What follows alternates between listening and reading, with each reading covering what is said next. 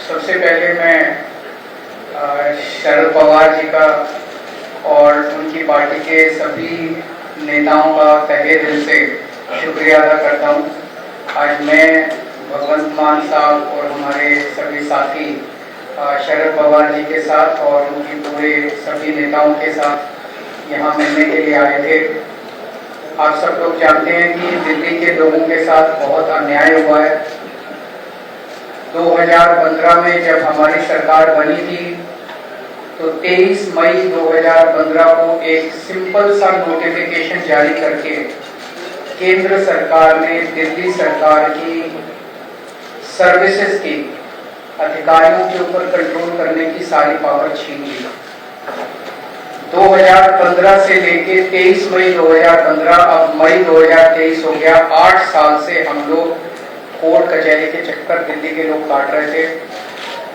8 साल के बाद सुप्रीम कोर्ट ने 5-0 संविधान पीठ ने कॉन्स्टिट्यूशन बेंच ने 5-0 से पूरा का पूरा ऑर्डर दिल्ली के लोगों के हक में दिया कि दिल्ली के लोग जो सरकार चुनते हैं उस सरकार को काम करने का पूरा अधिकार होना चाहिए। अगर वो काम नहीं कर सकती तो दिल्ली के लोगों को चुनाव करने की, सरकार चुनने की क्या फायदा।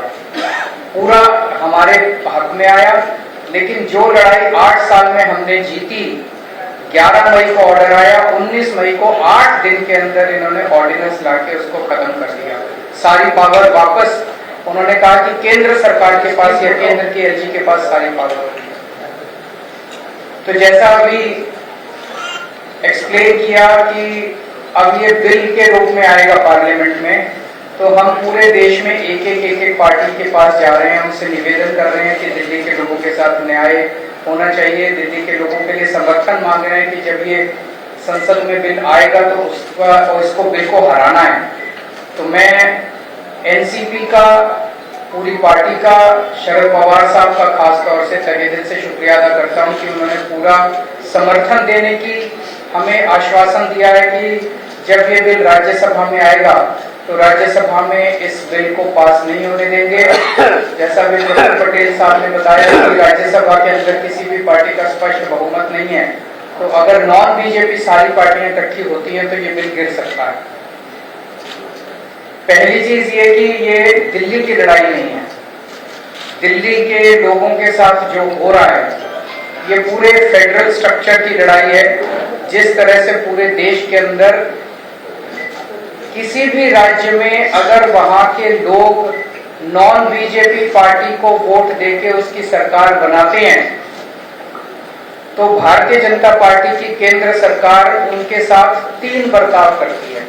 पहला, या तो उनके विधायकों को खरीद के उनकी सरकार गिरा देती है और बीजेपी की सरकार बना लेती है।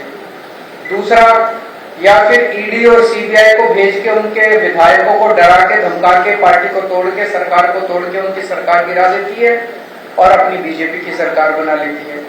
और तीसरा, अगर ना बिके ना टूटे तो फिर अध्यादेश लाके, ऑर्डिनेंस लाके गवर्नर के जरिए उनको काम नहीं करने दिया जाता। ये देश के लिए बहुत खतरनाक स्थिति है और मैं समझता हूं महाराष्ट्र के अंदर आप सब लोग इसके भुक्तभोगी हैं।